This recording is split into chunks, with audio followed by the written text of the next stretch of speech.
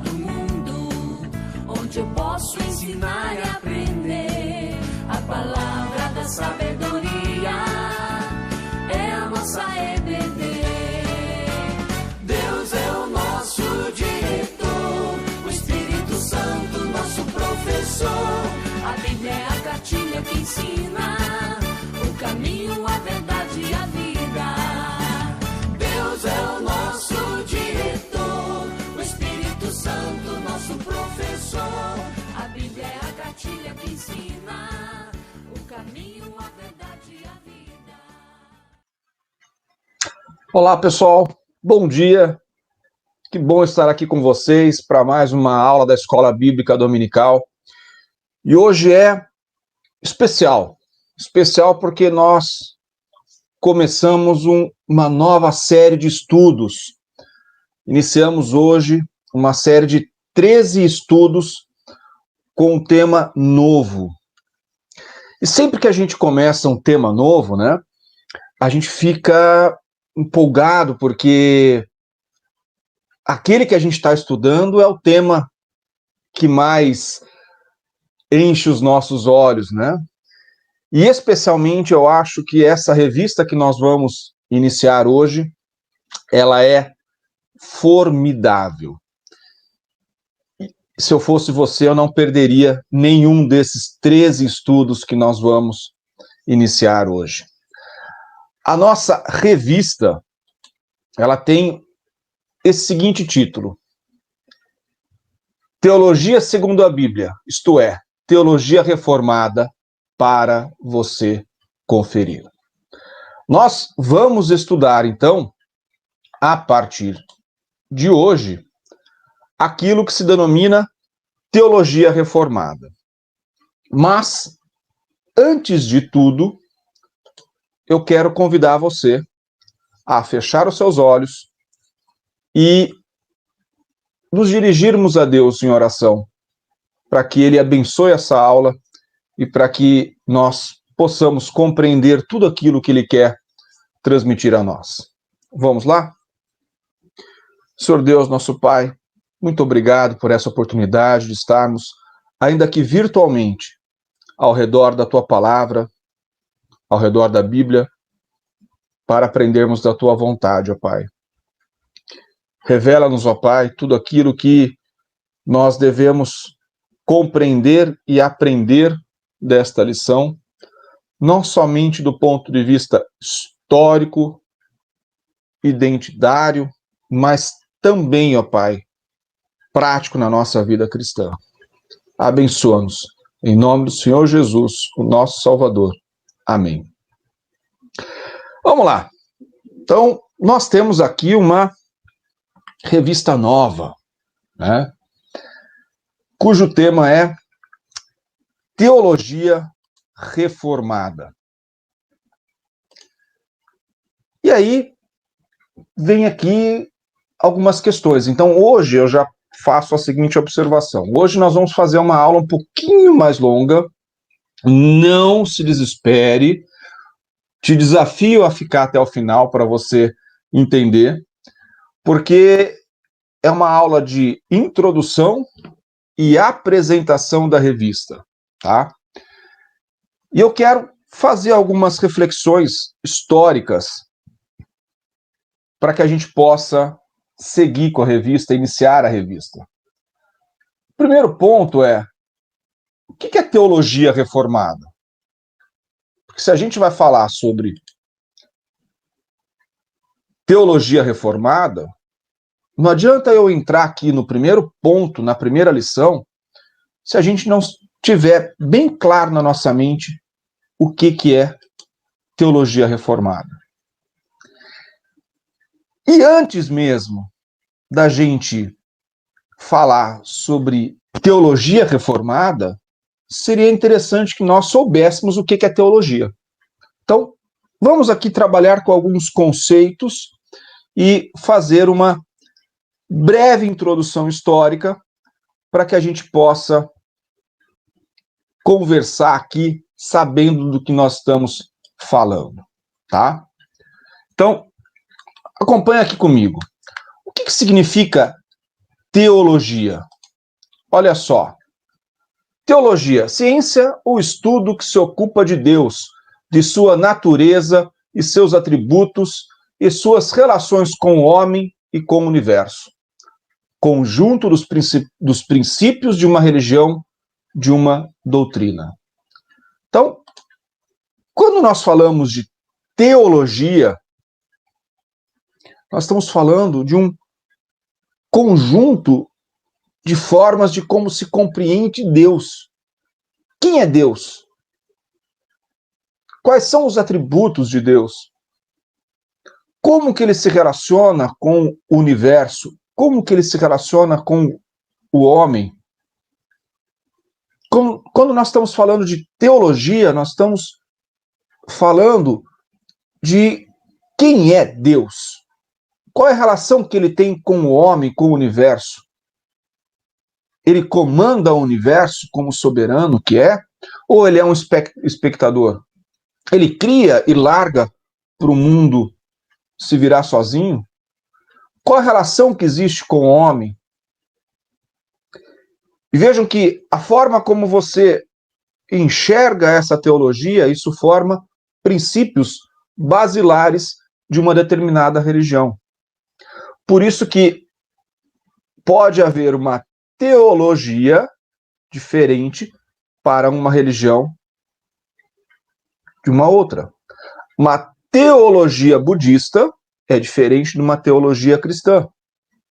E o que nós vamos ver hoje, dentro daquele guarda-chuva grande que se chama cristianismo, pode haver outras teologias. Por que algumas igrejas batizam as crianças e outras igrejas só batizam adultos? Por exemplo, porque a teologia de uma igreja é diferente de outra. A forma como essa igreja vê Deus com seus atributos e a forma como Deus se relaciona com os homens é diferente de uma igreja para outra. Então, teologia a gente já viu. Agora, teologia, de novo aqui. Ciência é o estudo que se ocupa de Deus, sua natureza, seus atributos, suas relações com o homem ou com o universo. E reformada? O que é teologia reformada? Alguém pode dizer assim, Beto, tem a ver com a reforma religiosa do século XVI? Tem a ver. É um bom ponto de partida. Tá? Mas não se encerra nesse conceito, não termina aí. Então, vamos lá. Só aqui, lembrando uma questão. Desde o início do cristianismo, desde a era apostólica, existe a necessidade de nós firmarmos pontos em comum, que nesta época eram chamados de credos, né? Que começa com eu creio. O que é um credo? Credo é aquilo que você confessa para o mundo, no que você crê.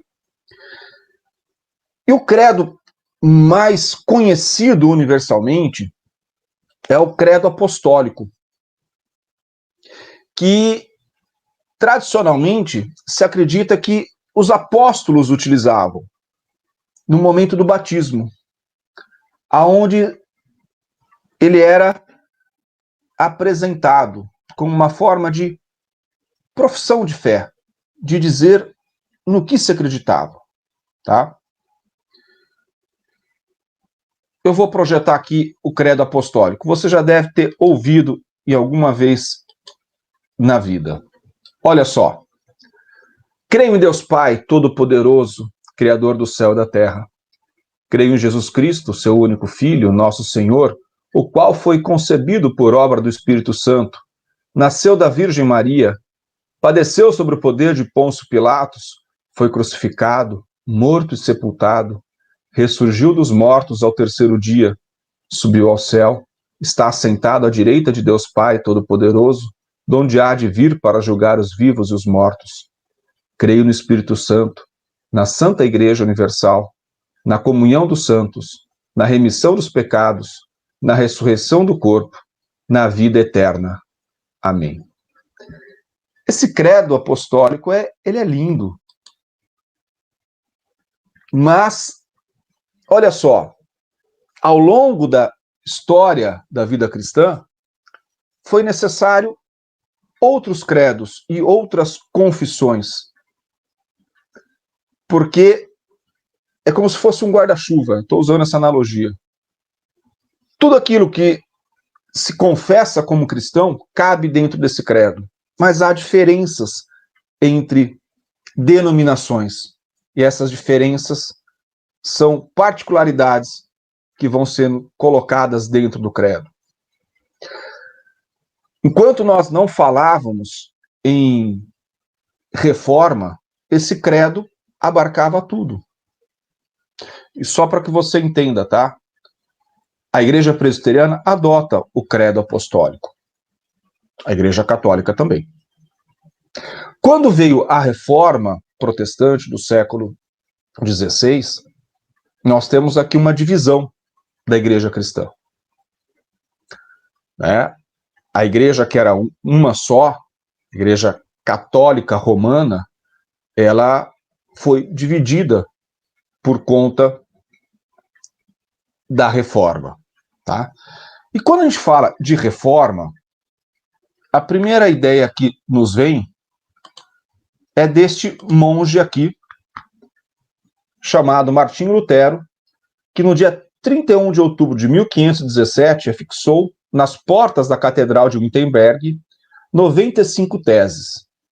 95 pontos que ele entendia do desvio teológico da Igreja Católica Romana, da Igreja de Roma. Veja, a intenção de Martinho Lutero não era separar. A intenção era justamente que o bispo de Roma, um papa, recolocasse a Igreja nos trilhos conforme as 95 teses. Mas vejam, tanto é que 31 de outubro é o dia da Reforma. Por quê? Por conta deste ato simbólico de Martinho Lutero à porta da Catedral de Wittenberg. Mas a gente não pode resumir a Reforma só em Martinho Lutero e só em 31 de outubro. Nós tivemos outros reformadores, tá? Dentre eles, este cara aqui simpático, barbudo, chamado João Calvino. João Calvino, um francês que fez a reforma em Genebra, na Suíça. Ele foi, talvez ao lado de Lutero, um dos maiores reformadores. Ele escreveu uma obra chamada As Institutas da Vida Cristã, da Religião Cristã. As Institutas da Religião Cristã, também conhecida simplesmente como As Institutas. E toda a base teológica de Calvino está nas Institutas. Tá? Então, percebam que o credo apostólico, que abarcava todo o cristianismo, já não consegue mais expressar toda a teologia cristã dependendo do ponto de vista dos reformadores. Então, passamos a ter aqui, a partir da reforma religiosa do século XVI, a necessidade de fixar pontos de vista de interpretações bíblicas, tá? Mesmo porque um dos pilares da reforma era o exame das escrituras por qualquer ser humano. Antes da reforma, um ponto crucial é que a Bíblia ela só estava disponível aos sacerdotes. E só a Igreja Católica poderia examinar e interpretar a Bíblia. Foi a reforma que popularizou a leitura bíblica, né? A tradução da Bíblia do latim para as línguas correntes, né? Lutero foi quem traduziu a Bíblia para o alemão e assim popularizou a leitura da Bíblia. A leitura da Bíblia durante a cerimônia religiosa veio com os reformadores. O exame da Bíblia, né, a leitura bíblica pelo ser humano em geral, não só os sacerdotes, vieram com os reformadores. Então, com a reforma, a gente passou a ter alguns pontos comuns entre os reformadores. E surgiu aquilo que nós conhecemos como as 5 solas, que é comum a toda a igreja protestante, vamos assim dizer, que veio da reforma protestante. Então, tanto Lutero quanto Calvino, falamos nas 5 solas. Quais são as 5 solas? Somente a graça, somente a fé, somente Cristo, somente a Escritura, somente a Deus glória. São as 5 solas. Só que Lutero e Calvino tinham formas diferentes de enxergar Deus e a sua relação com o homem e com o universo. Ou seja, a diferença teológica entre o calvinismo e o luteranismo. Nesse sentido, depois da morte de Calvino, surgiu um professor, um teólogo também chamado Armínio.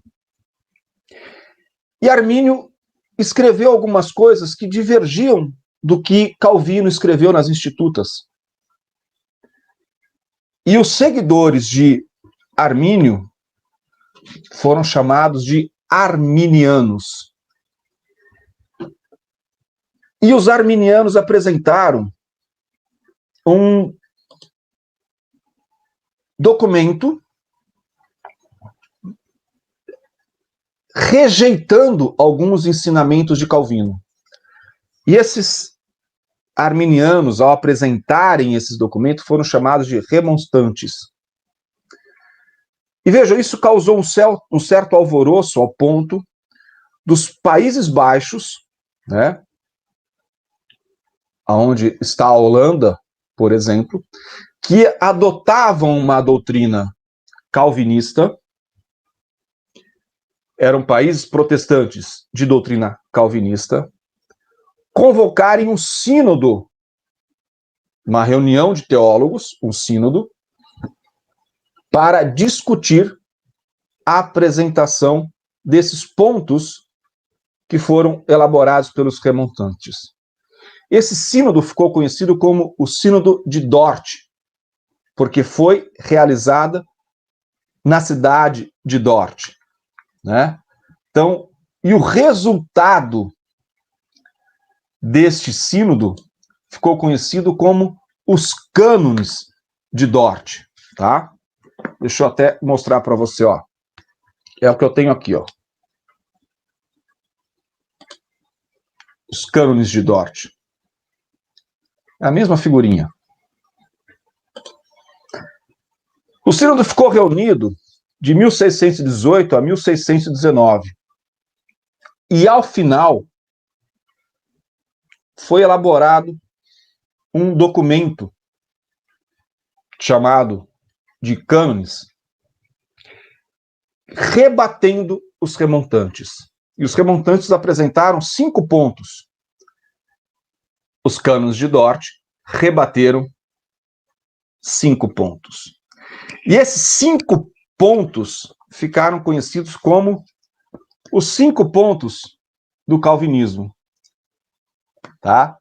E quais são os 5 pontos do calvinismo?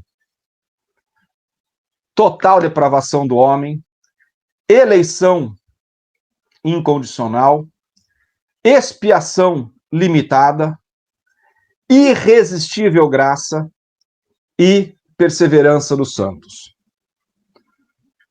E vejam, essas palavras em inglês formam a palavra tulip, tulipa. Por isso que os 5 pontos do calvinismo, eles são representados por uma tulipa.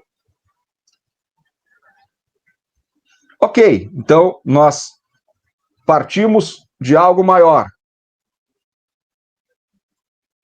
O credo apostólico, viemos para os 5 solas. E agora nós estamos fechando, dentro do calvinismo, os 5 pontos do calvinismo. Mas não paramos por aí, né? A gente tem a Assembleia de Westminster. Olha só. O parlamento inglês convocou os principais teólogos para que se reunissem e elaborassem uma teologia, uma doutrina teológica para a Inglaterra. Então, os principais teólogos se reuniram na abadia de Westminster, numa das salas da abadia de Westminster, de junho de 1643 até fevereiro de 1649. E lá eles debateram. E nós temos 3 resultados de lá. 3 resultados que eu digo assim, foram confeccionados 3 documentos, tá? A Confissão de Fé de Westminster, o Catecismo Maior e o Breve Catecismo, tá? Vamos lá. Confissão de Fé de Westminster. Eu tenho aqui o Breve Catecismo. O que são eles? A Confissão de Fé de Westminster é a sistematização da teologia calvinista. E junto com a Confissão de Fé, que é exatamente um credo mais elaborado, mais detalhado, dizendo exatamente o que se quer, no que se crê. Uma teologia detalhada. E o Catecismo Maior, o Catecismo e o Breve Catecismo são instrumentos, ferramentas para se ensinar a Confissão de Fé de Westminster. Ferramentas no sentido de que são perguntas e respostas para justamente catetizar, ensinar a respeito da Confissão de Fé de Westminster. Não sei se você está percebendo aonde eu quero chegar, mas teologia reformada é uma teologia que está calcada no calvinismo. E o que é calvinismo? Uma teologia formada a partir dos ensinamentos de João Calvino. Tá. Mas veja que eu coloquei a partir de João Calvino. Não se encerra em Calvino. Os 5 pontos do calvinismo que foram elaborados no Sínodo de Dort, Calvino já havia morrido. A Assembleia de Fé, a Assembleia de Westminster, que elaborou a Confissão de Fé de Westminster, Calvino já tinha morrido. Quando nós falamos de teologia reformada, nós estamos falando de teologia calvinista. O que significa que nem todo reformador possui uma teologia reformada. Lutero é um reformador? É. A teologia de Lutero é reformada? Não. A teologia de Lutero é luterana.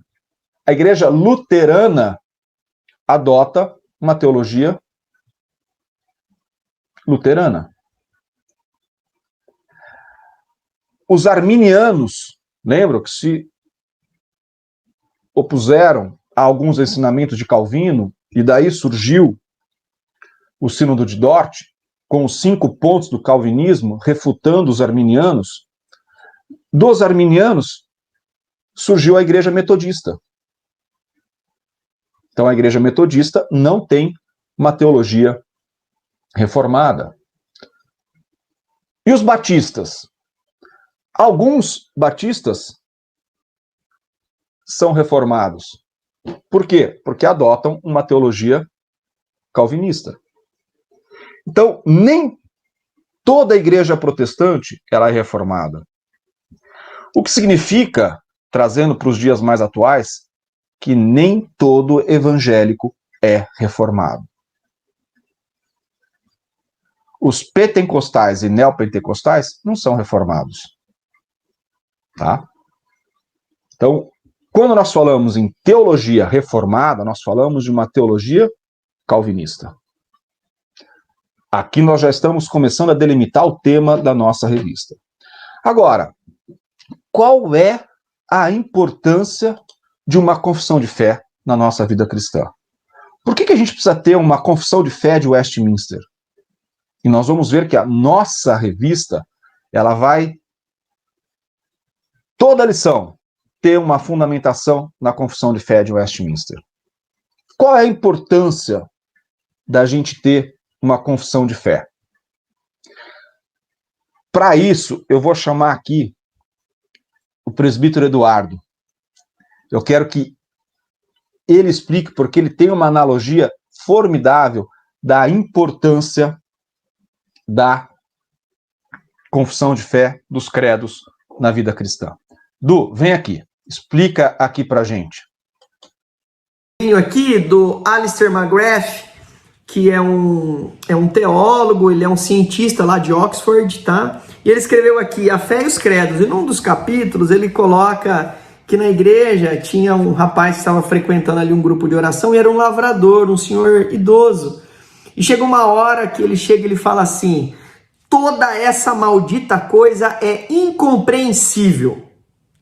E é mais ou menos assim, entendeu? Muitas vezes a gente está na igreja, a gente começa a falar sobre doutrina e tem muita gente que faz cara feia, por quê? Não é porque não gosta, porque a gente costuma não gostar daquilo que a gente não entende, o que não fica claro aos nossos olhos e nítido para os nossos ouvidos, tá? Então eu costumo falar que, e eu não, né? O Alistair McGrath, ele colocou essa metáfora, ele disse que as doutrinas, a confissão de fé, o credo, ele é como se fosse um esqueleto no nosso corpo humano. Então veja, o esqueleto, ele é o órgão mais importante do nosso corpo? Não, ele não é.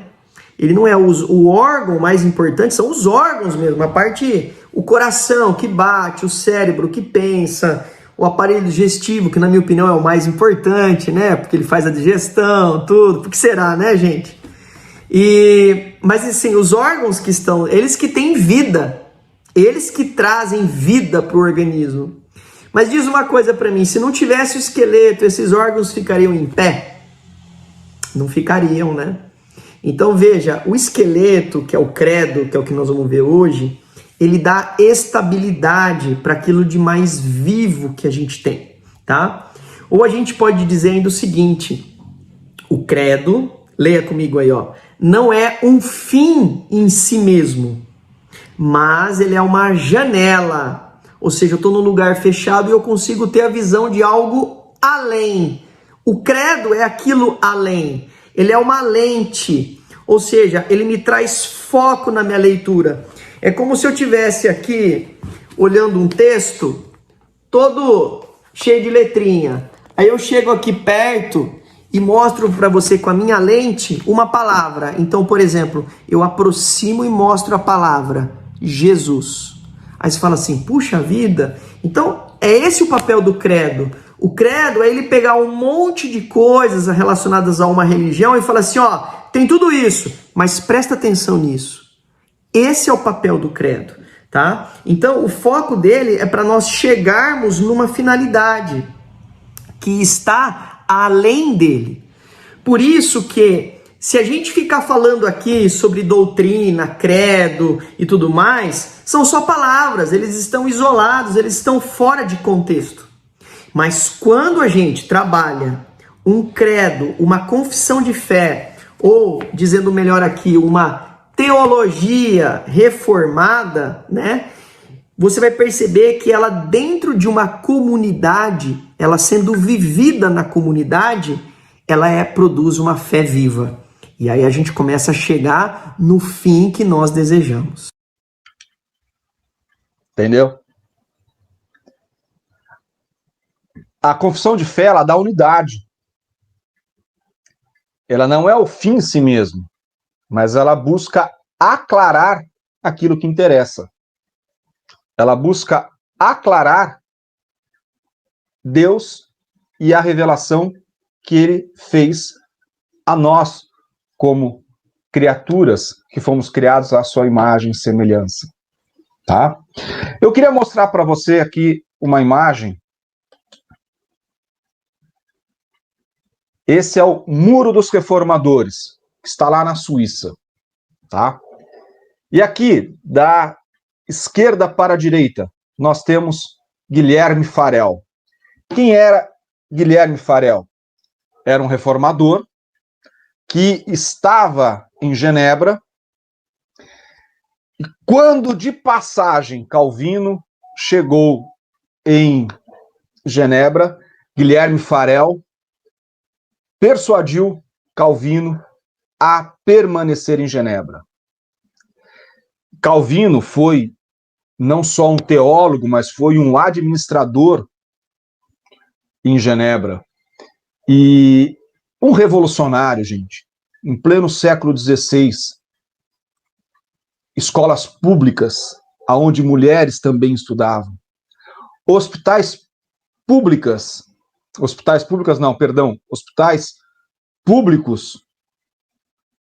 para atender doentes e pessoas. Genebra foi um berço que acolheu perseguidos religiosos, ou seja, refugiados do mundo inteiro, perseguidos por conta da Contra-Reforma, foram se refugiar em Genebra. Tá? Quem está ao lado de Calvino? Teodoro de Beza, ou Teodoro de Beza. Teodoro de Beza foi o sucessor de Calvino, deu continuidade. E na ponta direita, quem que está ao lado de Teodoro de Beza? John Knox, um escocês que se refugiou em Genebra por conta da perseguição religiosa na Escócia, e ao retornar à Escócia levou o calvinismo para lá. E John Knox é o patriarca de um sistema eclesiástico chamado presbiteriano. Né? Então, a partir de John Knox, criou-se o sistema presbiteriano.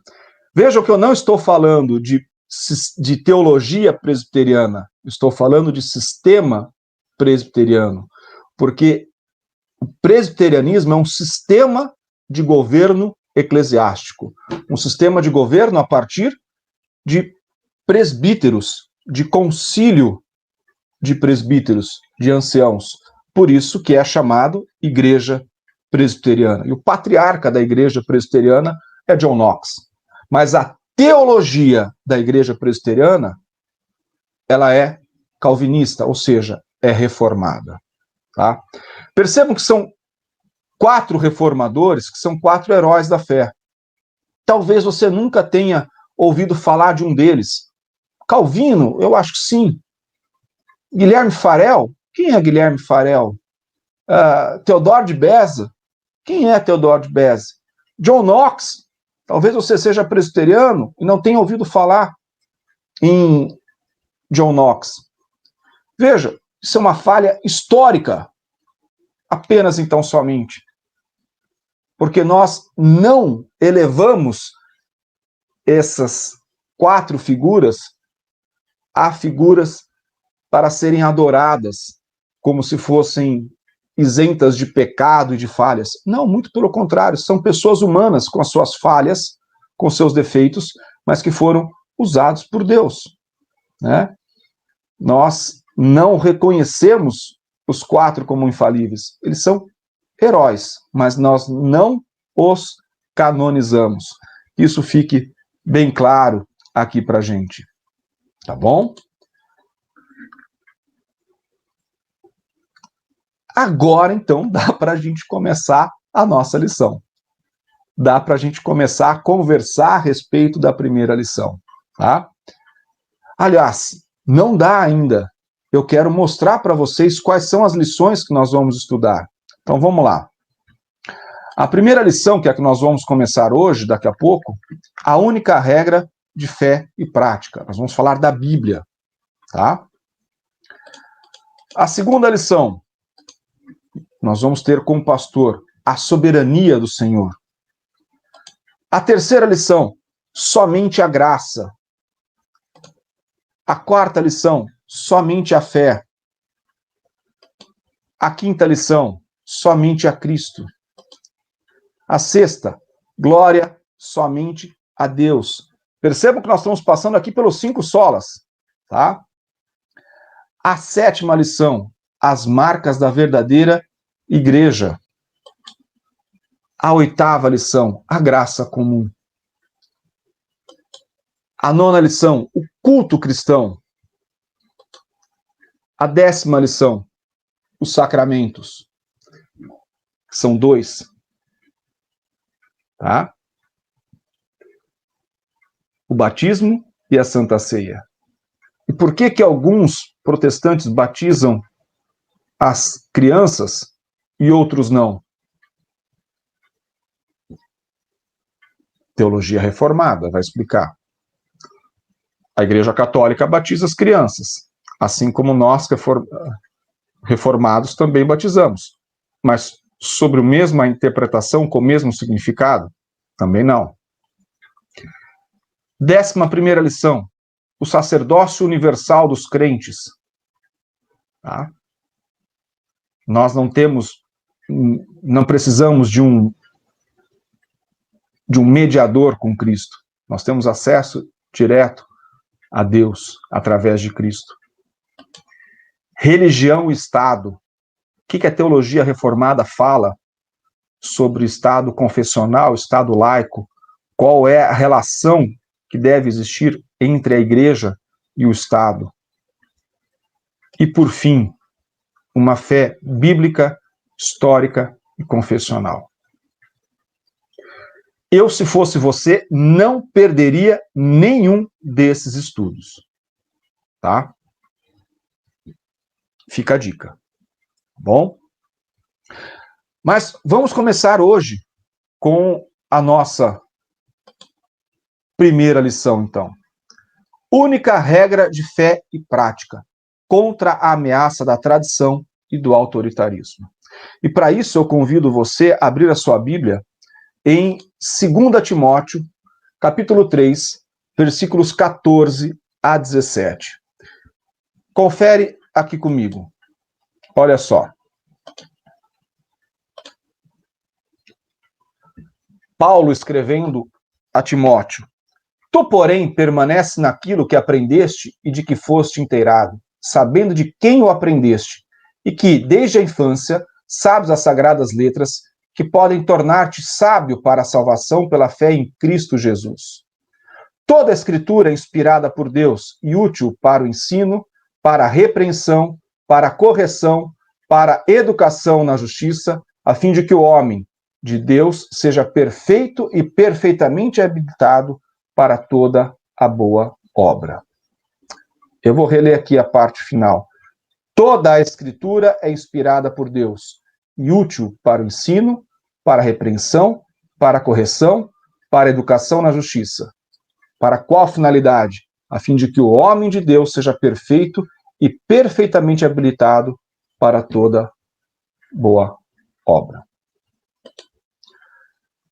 Esse texto, ele é simplesmente maravilhoso.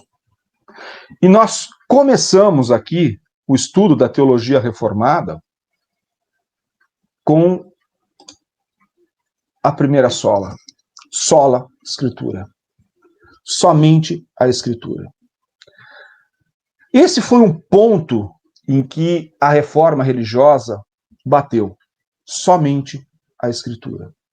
Aquilo que não estiver na Escritura não tem fundamento teológico.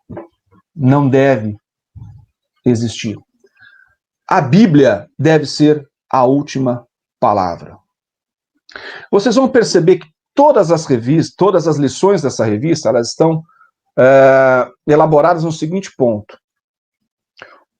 No primeiro momento, um contraponto à Igreja Católica medieval do século XVI, porque foi o que proporcionou a teologia reformada. A teologia reformada foi uma resposta à Igreja Católica no ambiente da reforma religiosa do século XVI.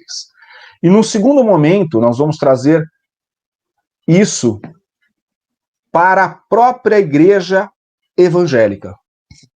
Então, um contexto histórico de o que motivou e uma autocrítica do que as igrejas cristãs têm feito hoje. Então, num primeiro ponto, o que eu coloco para vocês é: o Papa não possui a palavra final. Era importante dizer que só a Escritura, porque no contexto do século XVI, havia a infabilidade papal. Embora ainda seja um dogma da Igreja Católica, aquilo era muito forte no século XVI. A palavra do Papa, como vicário de Cristo, substituto de Cristo, se sobrepunha a tudo.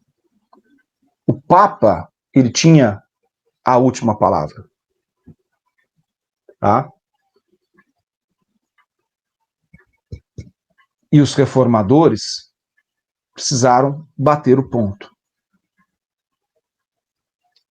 Não, o Papa não tem a palavra final. Tá? Este é o primeiro ponto. O segundo ponto: a tradição não tem a palavra final. Isso é um dogma da Igreja Católica até hoje. A tradição está no mesmo patamar que a Bíblia. Não. A tradição não pode ser a palavra final. A Bíblia é a palavra final. Tá? Agora, só os católicos têm a tradição como palavra final? Deixa eu falar uma coisa para vocês. Nós vivemos um momento eclesiástico onde muitas igrejas colocam as suas tradições eclesiásticas como uma fonte de poder e de autoridade acima da Escritura. Há igrejas que, se o pastor for pregar sem gravata, ao final do culto ele é advertido, viu? Olha, aqui na nossa igreja, na nossa denominação, precisa pregar de gravata. Há pastores que, há igrejas que, se o pastor quiser mudar a reunião de oração de uma quarta-feira para quinta, ele vai ouvir, viu? Aqui na nossa igreja, a reunião de oração tem que ser na quarta, não pode ser na quinta. Há igrejas que, se o pastor colocar um hino só do inário na liturgia, vai ter uma revolução, porque não, tem que ter 3. Há igrejas que, se o pastor na liturgia não tocar um hino do inário, vai ter uma revolução. Não, porque é costume, tem que ter o hino do inário. E há outras que, se colocar, não, aqui a gente não canta hino do inário. Para pensar. Isso não é tradição? E a tradição não pode ter a última palavra. Presta atenção nisso que eu vou colocar aqui na tela para vocês. É preciso rejeitar fontes secundárias de autoridade e afirmar só a Escritura. A tradição não pode ser a palavra final, né? A valorização normativa da tradição eclesiástica tem se alastrado pelas igrejas evangélicas. Isso é mal. E a gente precisa perceber isso. Primeiro ponto, o Papa não tem a palavra final. Segundo ponto, a tradição não tem a palavra final. E é possível que você esteja dizendo o seguinte: não, bem, as igrejas evangélicas não têm Papa. Não tem Papa, mas algumas igrejas evangélicas têm alguns pastores que se auto-intitulam apóstolos. Apóstolo é aquele que caminhou com Jesus. Como que alguém pode se titular apóstolo?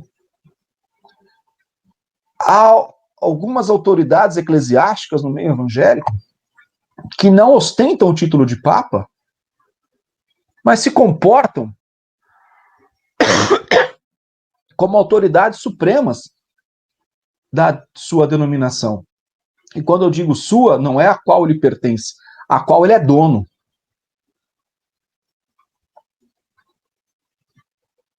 E a palavra de Deus fica colocada de lado. Terceiro ponto que eu quero colocar para você. A igreja não tem a palavra final. Não, Beto? Não. Olha só o que eu vou colocar aqui na tela para você. Nenhuma denominação religiosa está isenta de erros neste mundo. Os nossos concílios e nossas denominações são falíveis. Eu sou presbiteriano por convicção, porque cada vez que eu estudo a teologia reformada, eu me convenço que ela está mais perto das Escrituras do que outras. Mas isso não significa que a igreja presbiteriana é melhor do que a metodista, do que a batista. Isso não significa que a igreja presbiteriana ela não tenha falhas, que os seus concílios sejam infalíveis. A igreja presbiteriana, por sistema de governo presbiteriano, ela não é assembleana, ou seja, as decisões não competem à membresia, compete ao conselho de presbíteros. Isso significa que nós do conselho somos infalíveis? Não. Nós estamos sujeitos a erros. Por isso que você deve constantemente orar pelos presbíteros da sua igreja, pelo presbitério, pelo sínodo, pelo Supremo Concílio, para que Deus, na sua infinita misericórdia, dê sabedoria aos presbíteros e pastores, para que eles tomem as decisões corretas, mais sábias, mais justas, mais bíblicas possíveis. Portanto, não interessa se foi o presbítero que falou algo, se foi o pastor que falou algo. Se não tiver na Bíblia, não vale. A igreja emitiu determinado comunicado. Tem fundamento bíblico? Tem fundamento bíblico? Vale. Não tem fundamento bíblico? Então tem alguma coisa errada. A igreja não tem a palavra final. Isso precisa ficar muito claro. Então, se o Papa ou se o líder não tem a palavra final, se a tradição eclesiástica não tem a palavra final, se a igreja não tem a palavra final, quem tem a palavra final? A Bíblia como única regra de fé e prática. Tá? A Bíblia é a única regra de fé e prática. Olha só, nesse sentido, eu quero trazer a Confissão de Fé de Westminster no primeiro ponto que ela traz.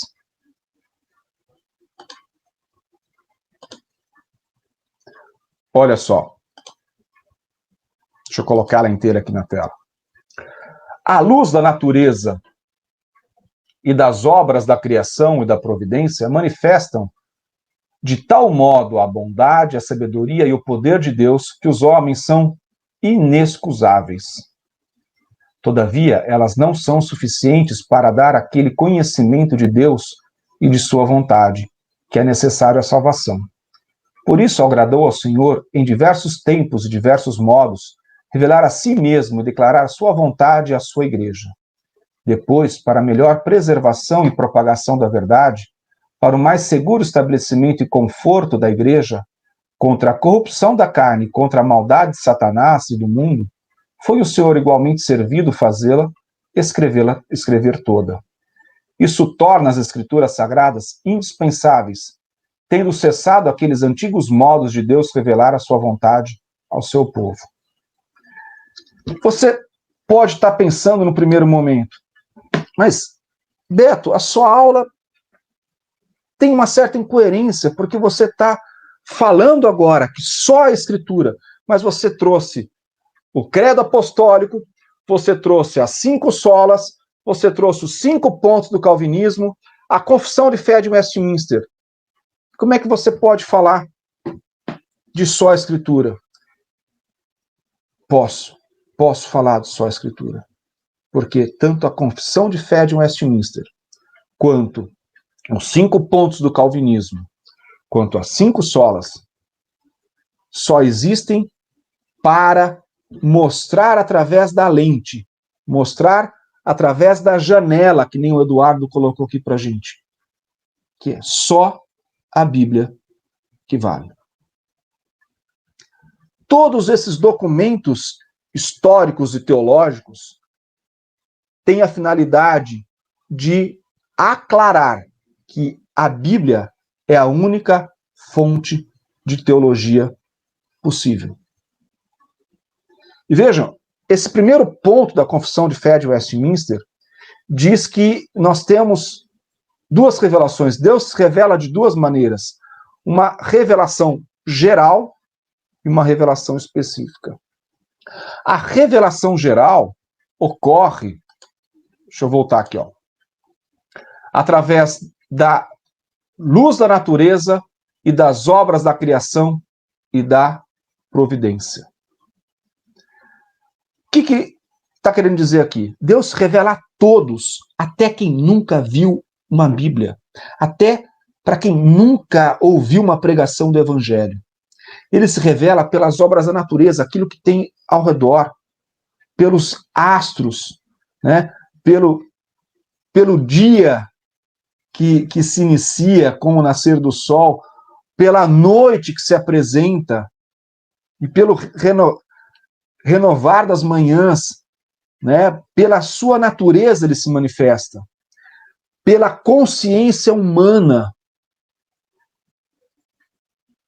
ele se manifesta, pela providência humana ele se manifesta. Mas há uma revelação específica. E hoje a revelação específica se faz através da Bíblia. Olha só o que diz aqui o final. Isso torna as Escrituras Sagradas indispensáveis, tendo cessado aqueles antigos modos de Deus revelar a sua vontade ao seu povo. Você está esperando Deus aparecer na sua frente através de uma sarça ardente? Não vai. Mas não fez assim com Moisés? Fez. Só que hoje nós temos 2 coisas que não tinha na época de Moisés. O Espírito Santo que habita entre nós e faz do nosso corpo morada. E a Bíblia. Então, se aparecer um líder religioso aí falando, eu tive uma revelação, meu irmão, vai conferir a revelação dele na Bíblia. Se a revelação dele não tiver fundamento bíblico, furada. Furada, para não usar outro termo. Tem que ter fundamento bíblico. Olha só, o Catecismo Maior de Westminster, na pergunta número 3, responde também essa questão. O que é a palavra de Deus? Resposta: as Escrituras Sagradas, o Velho e o Novo Testamento são a palavra de Deus. A única regra de fé e prática.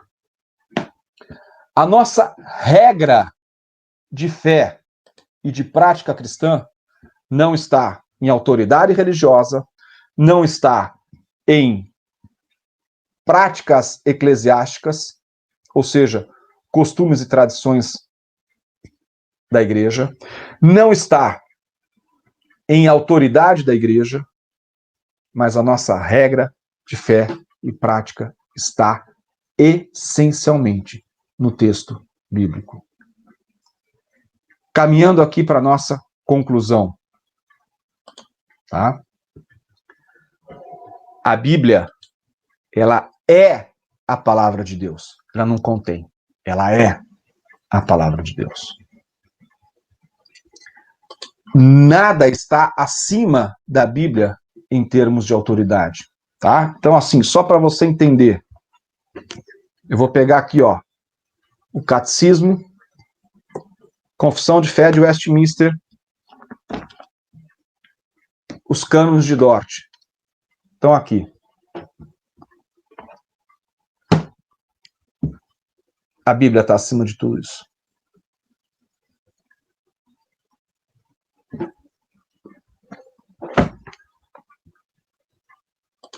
Não há assunto na nossa vida cristã que não tenha resposta na Bíblia. A Bíblia, ela é atemporal. Ela não é nem velha, nem nova. Ela é atemporal. Como a palavra de Deus, ela tem aplicação prática ontem, hoje e sempre. Não há nenhum assunto na nossa vida que não tenha aplicação prática da Bíblia. Seja na minha vida profissional, seja na minha vida amorosa de relacionamento, seja na vida pública, política, a Bíblia traz resposta para tudo. E quando nós ouvimos mais a homens do que a Bíblia, a coisa não dá certo.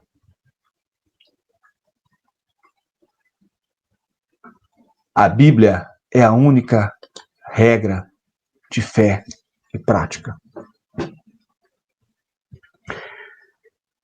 Sempre confira na Bíblia. Ah, porque o pastor fulano disse. Confira na Bíblia. E é preciso, assim como foi lá no século XVI, XVII, onde esses documentos históricos e teológicos foram feitos, que a gente se volte para a Bíblia. Nós temos uma tendência a procurar fontes secundárias de autoridade além da Bíblia. Há pastores que são midiáticos, e mesmo sem eles quererem, o povo de Deus às vezes os coloca acima da Bíblia. A Bíblia é a única fonte de autoridade. Ore pelo conselho da sua igreja, pelo seu pastor. Nós somos falhos. Nós não somos fonte de autoridade. Muitíssimo pelo contrário. A única fonte de autoridade é a palavra de Deus. A aula foi longa, mas a gente precisava fazer essa introdução. E espero que a grande lição de hoje seja essa. somente a Escritura. Um abraço, fique com Deus, Deus abençoe você. Até o nosso próximo encontro.